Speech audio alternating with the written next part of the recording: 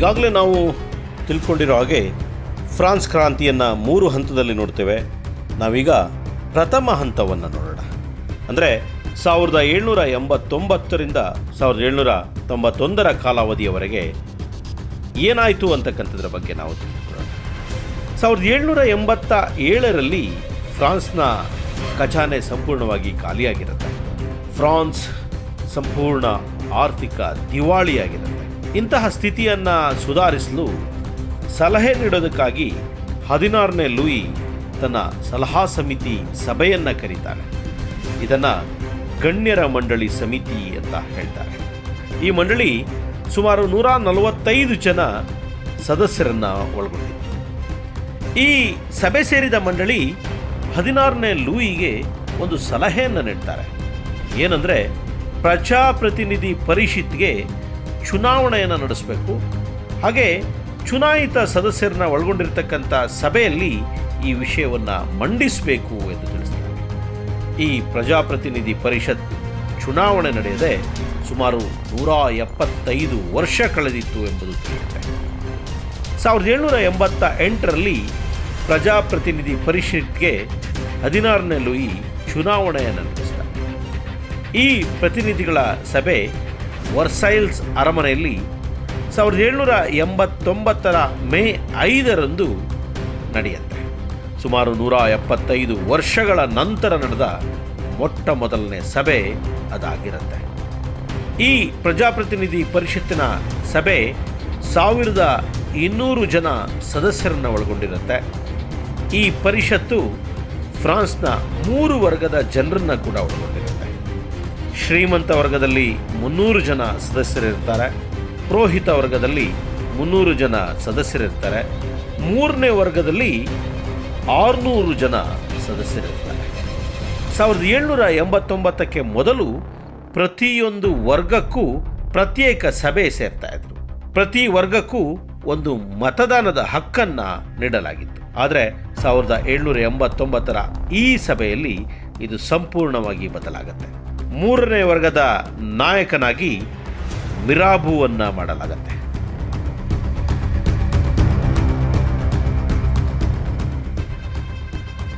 ಇವನು ತನ್ನ 2 ಬೇಡಿಕೆಯನ್ನು ರಾಜನ ಮುಂದಿಡ್ತಾನೆ. ಅതെಂದರೆ, 3 ವರ್ಗಗಳು ಒಟ್ಟಿಗೆ ಸಭೆಯನ್ನು ನಡೆಸಬೇಕು ಅಂತಕ್ಕಂಥದ್ದು ಮೊದಲನೇ ಬೇಡಿಕೆ ಆಗಿತ್ತು. ಎರಡನೇದು, ಪ್ರತಿಯೊಬ್ಬ ಸದಸ್ಯರಿಗೂ ಒಂದೊಂದು ಮತದಾನದ ಹಕ್ಕನ್ನು ನೀಡಬೇಕು ಎಂದು ಕೇಳಿಕೊಳ್ತಾನೆ. ಆದರೆ ಅರಸ ಹಾಗೂ ಮೊದಲೆರಡು ವರ್ಗಗಳು ಈ ಬೇಡಿಕೆಯನ್ನು ಒಪ್ಪಿಕೊಳ್ಳೋದಿಲ್ಲ. ಅದರಿಂದ ಈ ಬೇಡಿಕೆಯನ್ನು ತಿರಸ್ಕರಿಸಲಾಗುತ್ತೆ. ಇದರಿಂದ ಮಿರಾಬುವಿನ ನಾಯಕತ್ವದ 3ನೇ ವರ್ಗ ತಮ್ಮದೇ ನಿಜವಾದ ಸರ್ಕಾರ ಎಂದು ಘೋಷಣೆ ಮಾಡಿಕೊಳ್ಳುತ್ತೆ. ಇವರು 1789ರ ಜೂನ್ 17ರಂದು ತಮ್ಮ ಹೊಸ ಸರ್ಕಾರವನ್ನು ರಚನೆ ಮಾಡಿಕೊಳ್ತಾರೆ. ಈ ಸರ್ಕಾರವನ್ನು ರಾಷ್ಟ್ರೀಯ ಸಭೆಯ ಸರ್ಕಾರ ಎಂದು ಕರೀತಾರೆ. ಈ ಸರ್ಕಾರವನ್ನು ರಚಿಸಿದ ಮಿರಾಬು ತನ್ನ ಈ ರಾಷ್ಟ್ರೀಯ ಸಭೆಯ ಸರ್ಕಾರಕ್ಕೆ ಉಳಿದ 2 ವರ್ಗಗಳು ಬೆಂಬಲಿಸಬೇಕು ಅಂತ ಕೇಳ್ಕೊಳ್ತಾನೆ. ಜನಗಳು ದಂಗೆ ಏಳಬಹುದು ಅಂತ ಹೆದರಿ ಉಳಿದ 2 ವರ್ಗಗಳು ಕೂಡ ಮಿರಾಬುವಿನ ಸರ್ಕಾರಕ್ಕೆ ಬೆಂಬಲ ನೀಡ್ತಾರೆ. ಆದರೆ 16ನೇ ಲೂಯಿ ಈ ರಾಷ್ಟ್ರೀಯ ಸಭೆಯ ಸದಸ್ಯರು ಸಭೆ ಸೇರದಂತೆ ನೋಡ್ಕೊಳ್ತಾನೆ. ಆತ ಅದಕ್ಕಾಗಿ ಅರಮನೆಯ ಬಾಗಿಲನ್ನು ಮುಚ್ಚಿಸ್ತಾನೆ. ಆದರೆ ಮಿರಾಬುವಿನ ನೇತೃತ್ವದ ರಾಷ್ಟ್ರೀಯ ಸಭೆಯ ಸರ್ಕಾರ ಅರಮನೆಯ ಪಕ್ಕದಲ್ಲಿದ್ದ ಟೆನ್ನಿಸ್ ಕ್ರೀಡಾಂಗಣಕ್ಕೆ ಹೋಗಿ ಅಲ್ಲಿ ಸಭೆಯನ್ನು ನಡೆಸ್ತಾರೆ. ಇದನ್ನು ಟೆನ್ನಿಸ್ ಕೋರ್ಟ್ ಪ್ರತಿಜ್ಞೆ ಅಂತ ಕರೀತಾರೆ.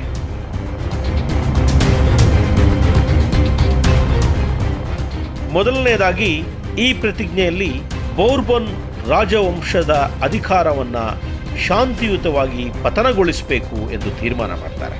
ಎರಡನೇದಾಗಿ ಫ್ರಾನ್ಸ್ನಲ್ಲಿ ಹೊಸ ಸಂವಿಧಾನ ರಚಿಸಬೇಕು, ಇಂಗ್ಲೆಂಡ್ನ ರೀತಿಯ ಸಂವಿಧಾನಬದ್ಧ ನಿಯಂತ್ರಿತ ರಾಜಪ್ರಭುತ್ವವನ್ನು ಸ್ಥಾಪಿಸಬೇಕು ಎಂದು ತೀರ್ಮಾನಿಸ್ತಾರೆ. ಈ 2 ಪ್ರತಿಜ್ಞೆಗಳನ್ನು ಈ ಸಭೆಯಲ್ಲಿ ಮಾಡಲಾಗುತ್ತೆ. ಈ ಪ್ರತಿಜ್ಞೆ 1789ರ ಜೂನ್ 20ರಂದು ನಡೆಯುತ್ತೆ. ಆದರೆ 16ನೇ ಲೂಯಿ ರಾಷ್ಟ್ರೀಯ ಸಭೆಯ ಸದಸ್ಯರನ್ನು ಸೆರೆ ಹಿಡಿದು ದಸ್ತಗಿರಿ ಮಾಡುವಂತೆ ಆಜ್ಞೆ ಮಾಡ್ತಾನೆ. ಇದರಿಂದ ರಾಷ್ಟ್ರೀಯ ಸಭೆಯ ಸದಸ್ಯರು ಪ್ಯಾರಿಸ್ಗೆ ಓಡಿ ಹೋಗ್ತಾರೆ. ಇವರು ಪ್ಯಾರಿಸ್ನಲ್ಲಿ ಸಂಘಟನೆ ಮಾಡಿ ಶಾಂತಿಯುತವಾಗಿ ದಂಗೆ ಏಳಲು ಪ್ರಾರಂಭಿಸ್ತಾರೆ. 16ನೇ ಲೂಯಿ ತನ್ನ ಸೈನಿಕರನ್ನ ಪ್ಯಾರಿಸನ್ನು ಸುತ್ತುವರಿಯಂತೆ ಆಜ್ಞಾಪಿಸ್ತಾನೆ. ಇದರಿಂದ ಜನರು ಸಿಟ್ಟಿನಿಂದ ದಂಗೆ ಏಳಲಿಕ್ಕೆ ಪ್ರಾರಂಭಿಸ್ತಾರೆ. ಈ ಜನರು ಬೌರ್ಬನ್ ವಂಶದ ದಬ್ಬಾಳಿಕೆಯ ಸಂಕೇತವಾಗಿದ್ದ ಬ್ಯಾಸ್ಟೈಲ್ ಕಾರಾಗೃಹದ ಮೇಲೆ ಮುತ್ತಿಗೆಯನ್ನು ಹಾಕಲಿಕ್ಕೆ ತೀರ್ಮಾನಿಸ್ತಾರೆ. 1789 ಜುಲೈ 11ರಂದು ಕ್ರಾಂತಿಕಾರಿಗಳ ಬಗ್ಗೆ ಸಹಾನುಭೂತಿಯನ್ನು ಹೊಂದಿದ್ದ ಹಣಕಾಸು ಅಧಿಕಾರಿ ಕೋಲ್ನೆಯನ್ನು ಅಧಿಕಾರದಿಂದ ತೆಗೆದುಹಾಕಲಾಗುತ್ತೆ. ಇದರಿಂದ ಜನರು ನೇರವಾಗಿ ಬ್ಯಾಸ್ಟೈಲ್ ಕಾರಾಗೃಹದ ಮೇಲೆ ಆಕ್ರಮಣವನ್ನು ಮಾಡ್ತಾರೆ. ರಾಜ ಜನರನ್ನು ಓಡಿಸಲಿಕ್ಕೆ ಸೈನಿಕರಿಗೆ ಆಜ್ಞೆಯನ್ನು ಮಾಡ್ತಾನೆ. ಆದರೆ ಸೈನಿಕರು ರಾಜನ ಆಜ್ಞೆಯನ್ನು ತಿರಸ್ಕರಿಸಿ ಜನರ ಪರವಾಗಿ ಕೆಲಸ ಮಾಡ್ತಾರೆ. ಇದರಿಂದ 1789 ಜುಲೈ 14ರಂದು ಬ್ಯಾಸ್ಟೈಲ್ ಕಾರಾಗೃಹ ಪತನವಾಗುತ್ತೆ.